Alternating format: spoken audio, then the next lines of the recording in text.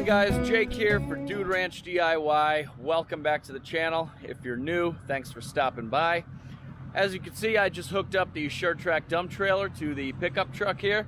Sarah and I just got back from vacation yesterday. I took today off, and we are going to pick up some IBC totes from my buddy Chris's place of work. I think he has like over 20 of them sitting there for me. We're not going to be able to take all of them, but we are going to load up the SureTrack dump trailer with as many as we can possibly hold, and bring them back, and hopefully we'll fill them up with firewood sooner than later. So stick around and I'll show you his place of work, which is pretty cool.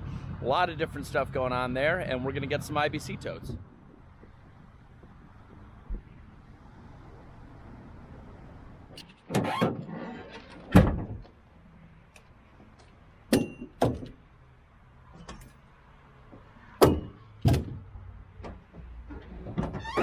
So guys, I just bought some new straps. All the other ones that I had cut the long tails off of to fit, you know, exactly the length that I need, like for the tractor and stuff. But I realized that if I'm going to be stacking these totes too high, I'm going to need like a really long tail to be able to make it up and over to secure them to the trailer. So just picked up some new straps. Just like everything else, the price of them has gone up about a third. I remember when they were just under $10 a strap, and now they're just over $15 a strap. So gotta love inflation. All right, guys, we are here. As you can see, they got quite a bit of IBC totes for me. We're going to load up the trailer quick, and then might be able to do a quick little tour of this facility. It's pretty cool, but clearly they got all the equipment to do this.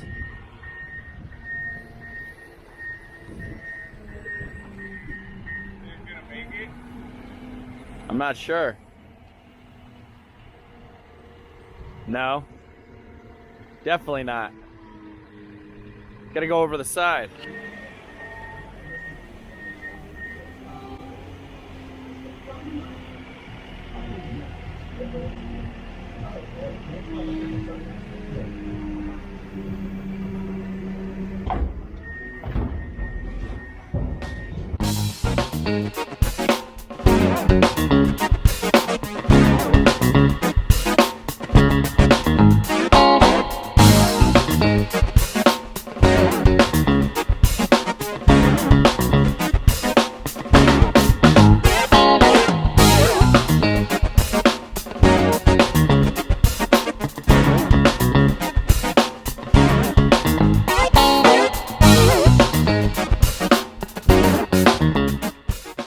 Got 6 in there.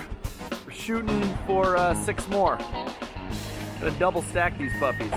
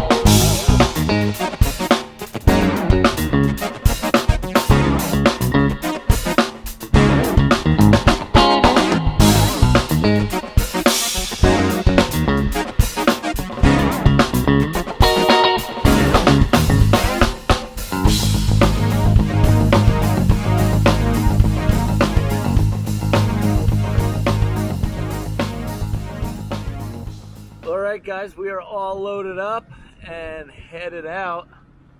Here's just a quick look at this place.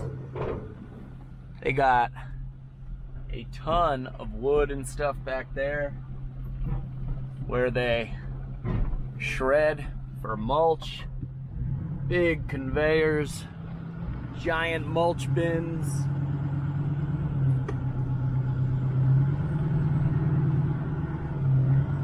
They do rock crushing. Even got some animals over here.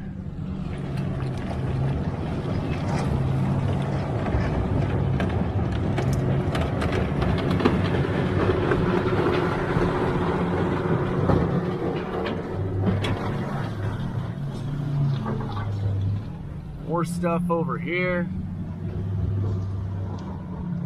We got a little of everything. But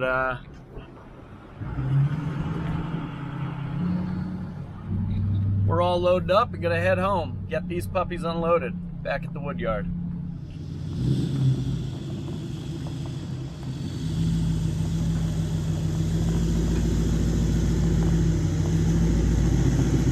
All right, guys, we got the totes back to the wood yard. Absolutely no problem.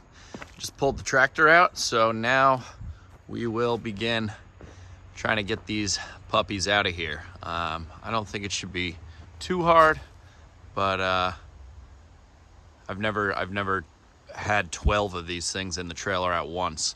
But I don't think it should be too bad. The bottom ones are kind of jammed in there. As you can see, they fit like really tight into the trailer there, but the top ones shouldn't be too much of a problem.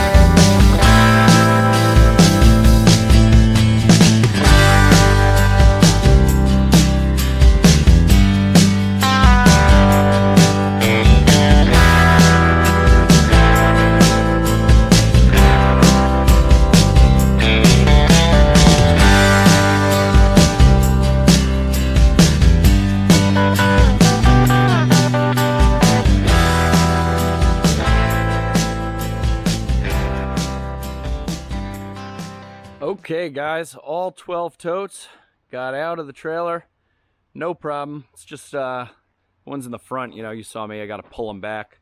One of these totes we got a freebie, no bladder on the inside. Not really sure what happened to it considering the crossbars are still in there, but I'm not complaining. It's only 11 bladders we then have to deal with. So I've been thinking in the last video that I processed IBC totes in, I got a bunch of people saying that they use a Sawzall, or that I should try a Sawzall, both for cutting the bars and for cutting the bladders to make the lids. I've definitely seen that people use Sawzalls to cut the bladders and the lids. As you guys have probably seen, I use an angle grinder to cut the bars and just a chainsaw to cut the IBC tote bladders into the lids.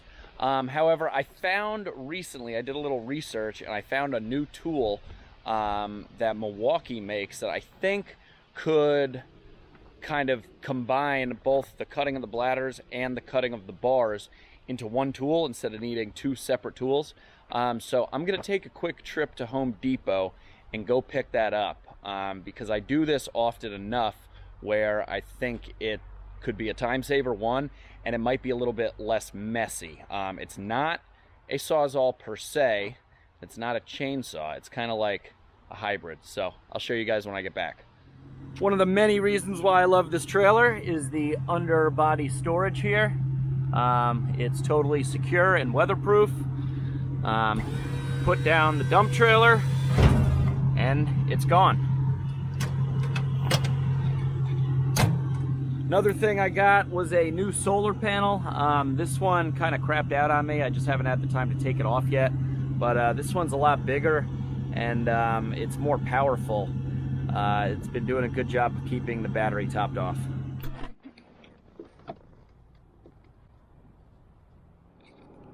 All right, guys, we just got back to the truck, and we're at the Home Depot. Always got to buy a 5-gallon bucket. But the tool that I got that I think is going to expedite things for the cutting the IBC totes is this new Milwaukee M18 Fuel Hackzall. It's basically like a one-handed reciprocating sawzall. They were running a deal, I saw, so that's why I jumped on it. Normally don't go out and buy tools, but it was a pretty good deal. Comes with a free battery and a 5-pack of blades. So I'm excited to try this thing out. I'm thinking that it'll probably produce less of like the plastic like saw chips almost, so to speak, when I'm cutting the tote, because it'll just slice through it instead of creating like sawdust from the plastic. And it might even be faster than the angle grinder as far as cutting through the metal tubes on the IBC tote itself, because I generally go through a couple cutting wheels each time I process up like 6, 7, 8, 10 of these things at a time. So these blades might even last a little bit longer for cutting the metal as well. So it looks like it's about to start raining. The wind is picking up here, but we're gonna head back to the house and hopefully we can give this a try on at least one tote. Well, we entered a full-on downpour here. This could just be a passing storm, but the way that the clouds look, I'm not sure it will be. So, we'll see. All right, guys, so we're out here. I got the Milwaukee Hackzall, the new tool I just picked up, along with some multi-material blades and my Milwaukee Fuel power ratchet with the T40 Torx bit. So I am going to open up this package of blades, and we're gonna try this tool out here for the first time. Now I am pretty excited. I'm hoping that it works the way that I think it's gonna work, but we will find out here in a minute. So it came with an M18 red lithium 2.0 battery, but it wasn't charged out of the box, so I got that on the charger, and I threw on my 5.0 battery since we have 12 of these things. I'm not even sure that the 5.0 battery is going to last to do all of them, all the totes, I mean. But we're going to get a couple done here and try it out. So, I mean, there is a lock and unlock button, kind of like the reverse on a drill. So I'm going to lock it, and it looks like you just, kind of like a sawzall, you just twist this chuck, and in goes the blade. It's nice and locked in there. So now, there we go. This thing is pretty sweet. It's got a light on it, and this thing does angle for your cuts. So let's give this baby a try. Okay, so before we get to the first tool, we got to take off these straps here, as you guys probably know.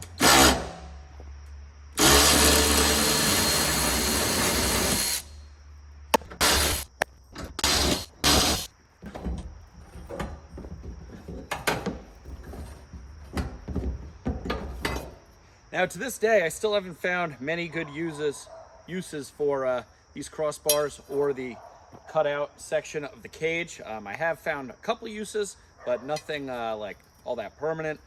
So if any of you guys use IBC totes and have found good uses for these crossbars beyond like a random project here or there, let me know down in the comments.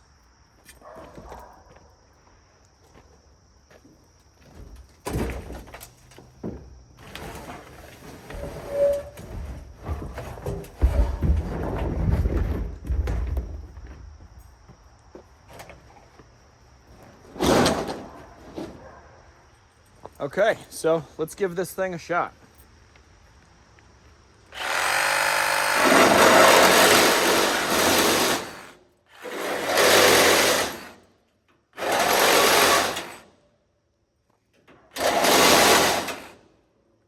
Wow, it definitely cuts through it pretty quick.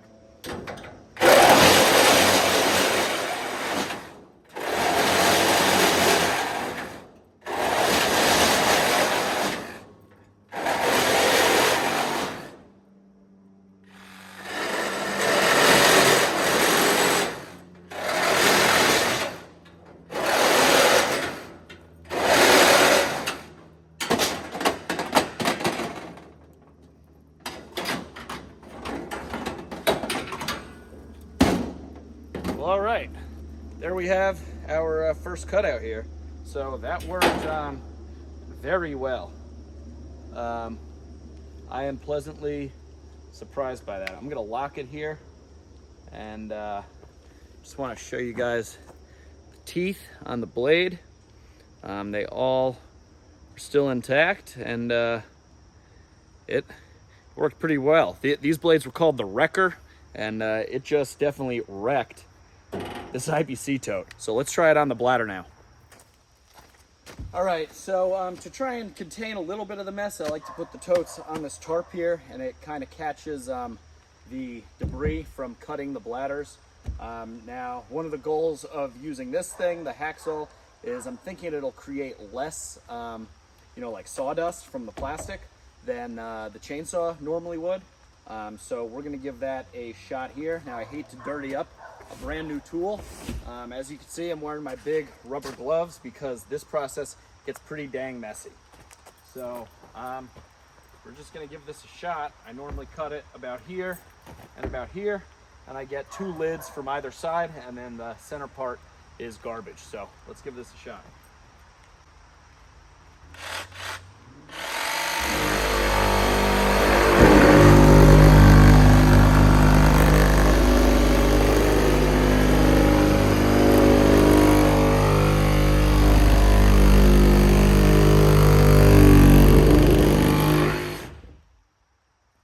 That cut super easy, kind of like I anticipated.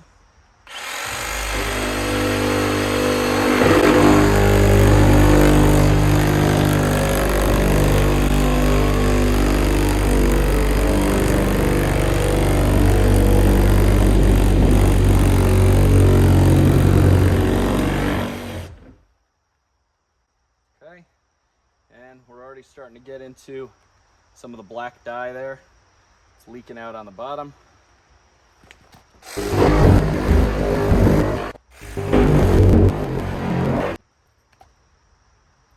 Okay, now this stuff that's leaking out, it may look gross and like oil, but it's just black mulch dye, and it's all natural, organic dye, because when you think about it, it's going into mulch to dye the mulch, and mulch goes back into earth and biodegrades and disintegrates. So I just try to capture, the tarp is mostly to capture the plastic, not so much the dye itself. But I don't know if you can tell, but this thing really doesn't create like sawdust per se, plastic sawdust. It just kind of like cuts right through.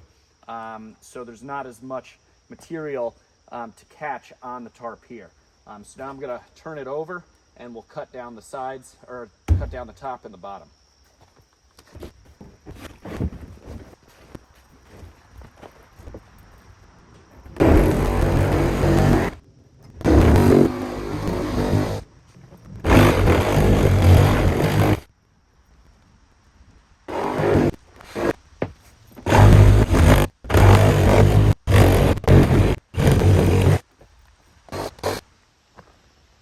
Well, we got the ladder cut here. As you can see, there's definitely some sludge left on the inside, but that's why I got the tarp, to kind of collect all that stuff.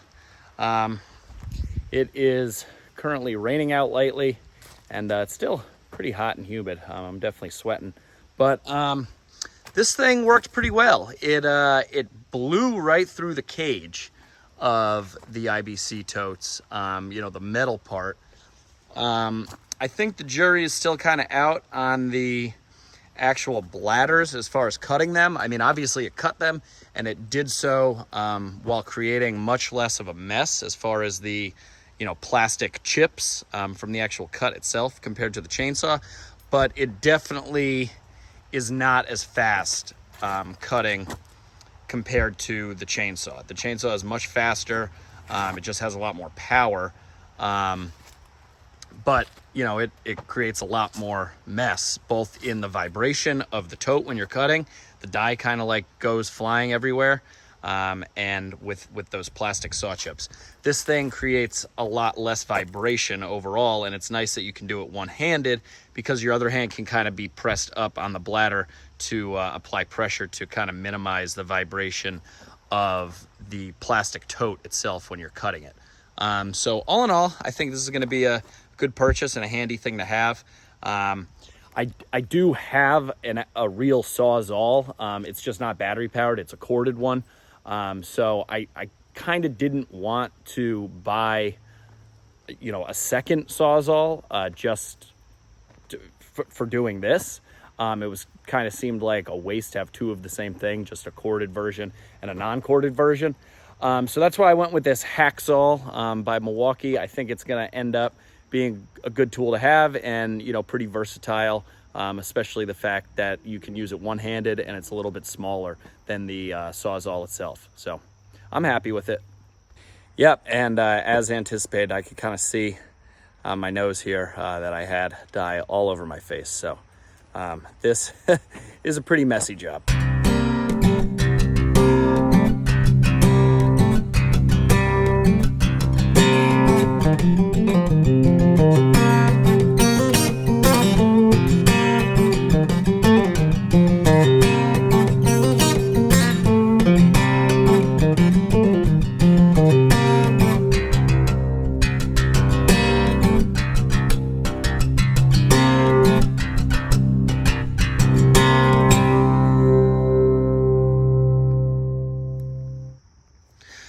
Okay guys, so I just wanted to take a quick break from the time lapse here. I finished cutting up all of the cages, or getting the cages out, the metal sections, and I don't know if you can tell here, but the blade it seemed to still be really sharp. No missing teeth or anything.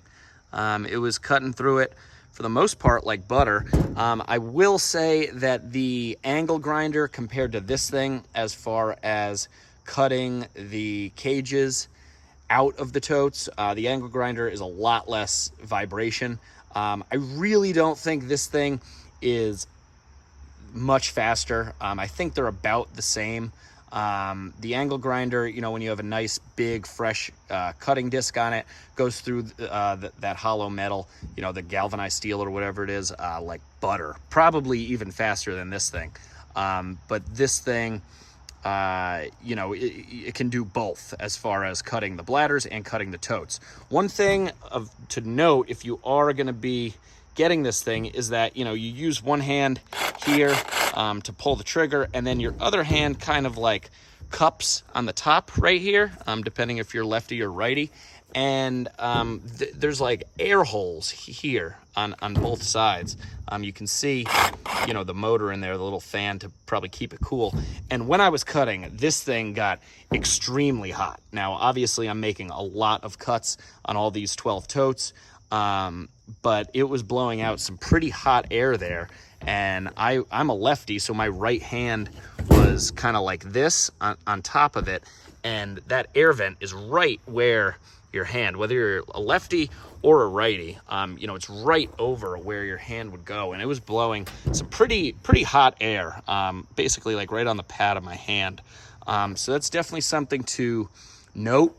As far as battery life, this battery was fully charged, and now we're down to 1 bar. So I don't know how much of that 1 bar is left. I'm guessing probably not much, but overall, this Hackzall, I am very impressed with it. I really like it. I will try to find a link on Amazon, or if not Amazon, I'll just put the Home Depot link.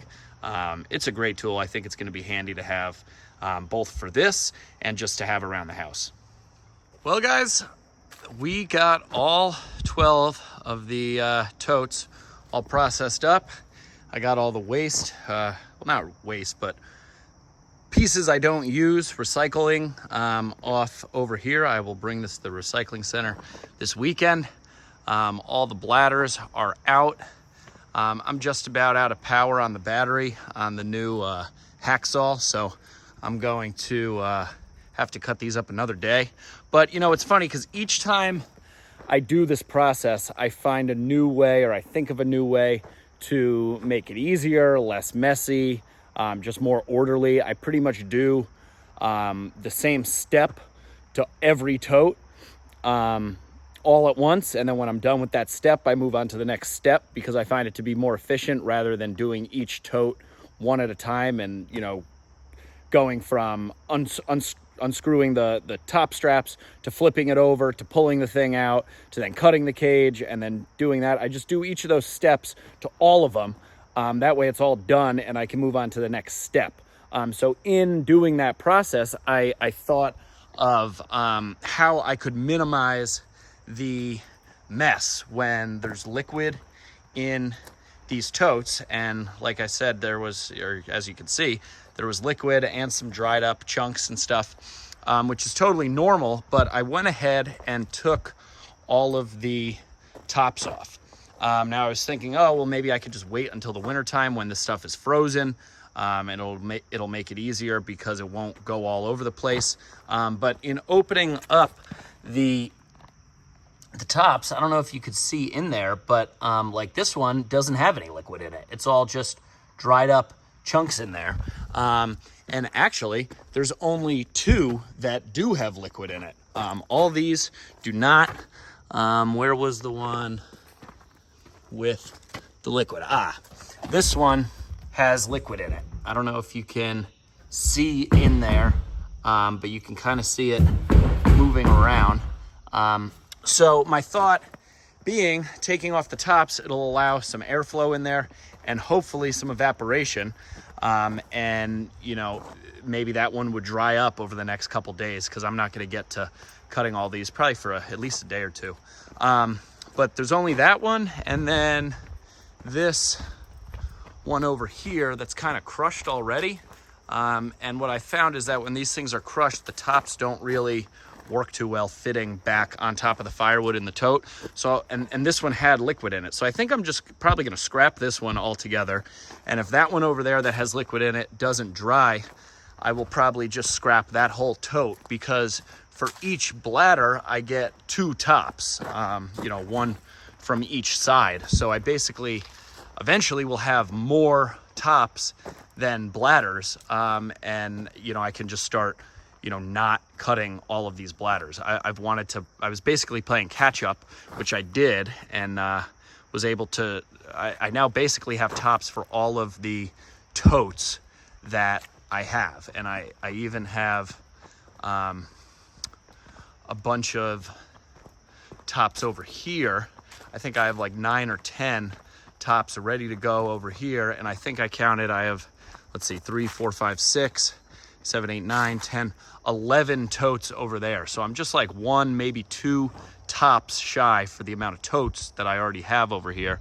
And obviously I only need to cut up 6 of these bladders in order to get 12 tops for these 12 new totes. So that's kind of my game plan. I hope you were able to kind of follow that rambling. I didn't really think through what I was going to say during this part of the video, but hopefully that kind of makes sense. I'm going to let the liquid dry, and if it doesn't dry in the next couple days, I'm just going to scrap the whole tote, because at the end of the day, I only need to cut up 6 of these bladders. And I think by cutting up the 6 with, you know, the dried up chunks in there, it's just going to be less messy. It's not going to get all over my face. It's not going to leak all over the asphalt millings here in the woodyard. I can just scoop up the chunks and dispose of them properly, instead of, you know, letting it run off into the woods. The stuff is all natural. It even says it right here. See, not a hazardous substance or mixture according to the globally harmonized system. It is just mulch magic. Black, it doesn't have any warnings on it or anything. Just says do not freeze, but we're not going to be freezing it. Ingredients, carbon black. So even if we go over to one of the brown ones, it's just ingredients, carbon black, and I guess the iron oxide gives it the brown color. So that's basically it. I'm gonna wrap up this video here because it is 6:59 and I'm guessing that Sarah wants to be in the house for dinner. So as always, guys, I hope you enjoyed the video. This gives you a little more in-depth view on my process on how I do these totes and picking them up and everything. It's definitely a lot of work, but I will gladly sacrifice, you know, one day, afternoon, whatever, going to pick them up and processing these things, because they just save me so much time in that I only have to touch the firewood once when I'm stacking it in there, and then I can just, you know, from there it's all mechanized basically. Just pick up the totes with the pallet forks on the tractor, and as you've seen numerous times, dump it right into the back of my dumpster can and go off to deliver it. So that's going to be it. As always, if you haven't liked the page, or if you liked the video, I'm sorry, if you liked the video, give it a big thumbs up. If you haven't done so already, be a doll, click that subscribe button down below. It costs you nothing, and it helps out the channel big time, so I'd appreciate it. Any questions, comments, or feedback on the new Milwaukee Hackzall, or anything of that nature, just let me know down in the comments section below. But for now, I'm Jake. This is Dude Ranch DIY. Thanks so much for watching. We'll see you here next time.